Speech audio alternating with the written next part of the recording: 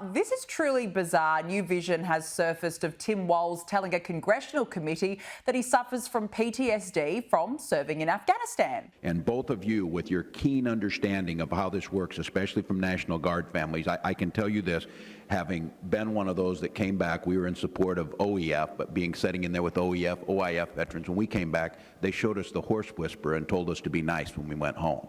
And that was the extent of it. That was in 2004. Now, I'm proud to say that because of the people sitting in here and people who came before me, things have changed. Alex, the problem here is he never served in Afghanistan. There seems to be serious discrepancies with his military record. Well, on your great Lefties Losing It segment, you guys called him Tampon Tim, but I call him No Balls Walls because he went and served in Europe. He's never been to Afghanistan.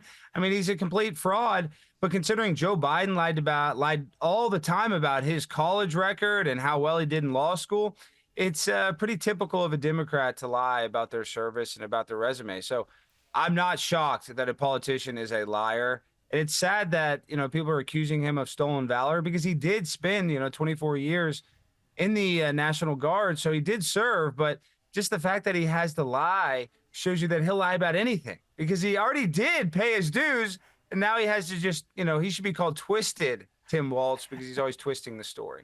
Yeah, clearly. And also have a look at CNN. Tim Walz's former military superior has had an interview cut short by the broadcaster for so-called, quote, technical difficulties as soon as he actually starts speaking the truth. Look at this. As far as being a command sergeant major, as soon as he retired, or I'm going to go with the term retired, which he did, and he was eligible after 20 years to get a full retirement. He was taken out of the academy at that time. Here's another thing about. Well, Sergeant Major, I do want to hear that. I do want to hear what you have to say, Sergeant Major. I know I want to be sensitive of your time, and your audio is beginning to break up just a little bit. But I do want to thank you because I think you've clarified a lot for people and given more information. The question now is how the voters will evaluate it. Alex, the lefty media covered up for Joe Biden for so long. We know they love a cover-up. Is history repeating itself here? Well, 100%. But you know what the worst part, the most egregious part about that is the fact that she had to totally lie. Her producer is in her ear saying, shut it down, shut it down. And she has to come up with a lie that the connection is bad when it's perfectly crystal clear. So this just shows you the type of media that we get here in America. It's just always a biased lie that they even lie about having technical difficulties because they don't want the truth to get out. So it's actually very scary. It feels like 1984 sometimes when you see that a woman can't even ask a question and the guy can't even answer it all the way without a producer shutting it down because it doesn't fit the official narrative. So very scary if you really look at that. Yeah, it is scary, and it's also very embarrassing. It just seems like, history is repeating itself. Now, J.D. Vance made some really strong remarks about Tim Walz's alleged military history. This is what he said. Why did Kamala Harris choose a person who has lied about their military service? I think that is a serious lapse in judgment, and I don't want to hear from a campaign spokesperson of Kamala Harris. I want to hear Kamala Harris herself address what I just said. And then he demolished CNN host Dana Bash for her line of questioning. You've now asked me 3 questions about comments that I made 3 years ago. I wonder what Kamala Harris thinks about the fact that she supported policies that opened the American southern border. I wonder what Kamala Harris thinks about the fact that she lied to the American people about Joe Biden's mental facility for the office. You are interviewing me, Dana, because I respect the American people enough to sit down for an interview. I appreciate that. Kamala Harris has been the nominee for 3 weeks. She hasn't sat down for a real interview. Believe me, we are asking. You're not going to get a disagreement there. But the point is, Dana, you've got me for 15 minutes or however long you have me. We should be talking about public policies that matter. How are we going to lower inflation? How are we going to reduce the cost of food and housing? How are we going to close down that southern border? We've talked so little about that. We've talked a lot more about a sarcastic remark I made 3 years ago. I think we should talk about the issues that most Americans care. Alex, does J.D. Vance have a point here? He's fronting up while Kamala is MIA. She won't do any interviews or answer serious questions. Well, Kamala is not qualified to speak extemporaneously just off the top of her head, so she's not going to do very well in a situation where she has to answer actually hard questions, questions that are not going to be pre-planned. So I don't think that it benefits her at all to be in front of the media whatsoever. So once she actually has to debate Donald Trump, the country will see how incompetent Kamala Harris really is. And now she covered up for Joe Biden this whole entire time, and she's not going to be able to cover up for herself when she actually has to answer some tough questions. Absolutely, she does. It's appalling that she still hasn't. Now, speaking of cover-ups, Joe Biden, he's still hanging in there, determined to remain president until November. God knows why. The New York Times writes, for a few weeks, the media coverage of the Biden White House built up the idea that there was a major scandal here, implicating the inner circle that encouraged the president to run for re-election and practiced deception amid his obvious decline. Alex, the reality is this is an old man still in charge of the country. That scandal in itself has not gone away. No, and it's actually kind of sad. Even though I'm a conservative, when Joe Biden fell off his bike in Delaware, it made my heart hurt.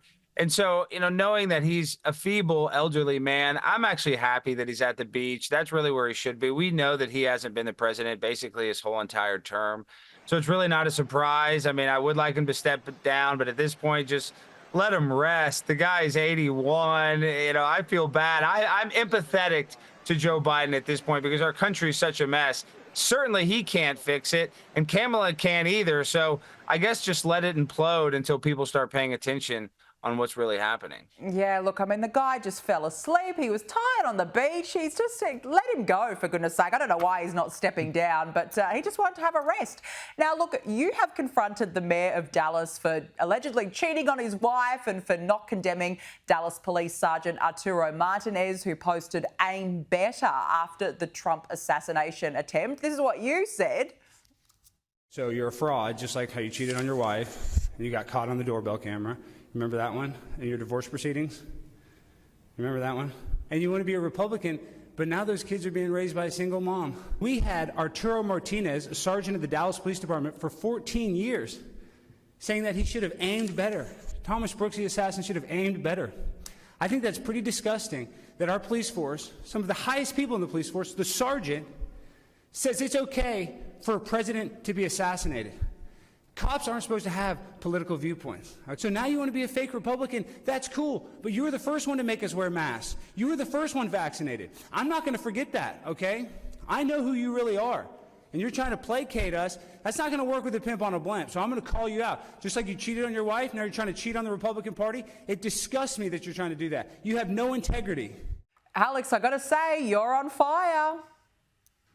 Well, I am fired up because the mayor of Dallas is a fraud. He basically has always been a Democrat, shut us down during COVID, was the first person to shut us down and open vaccine clinics and wear a mask and, make it very hard for people to speak at these public meetings. And now all of a sudden he's a Republican because he wants to run for senator in John Cornyn's seat that's about to become open in a very conservative district. So it's just obvious that if he would cheat on his wife, which that's all been exposed in his divorce, that he's going to cheat on the Republican Party. And that's what frustrates me more is just, at least AOC admits that she's a crazy liberal. I don't like these guys that flip-flop and act like Kamala, the chameleon, that don't actually be that aren't them actual authentic self. And that's what Mayor Johnson is. He's a fraud and he's a chameleon.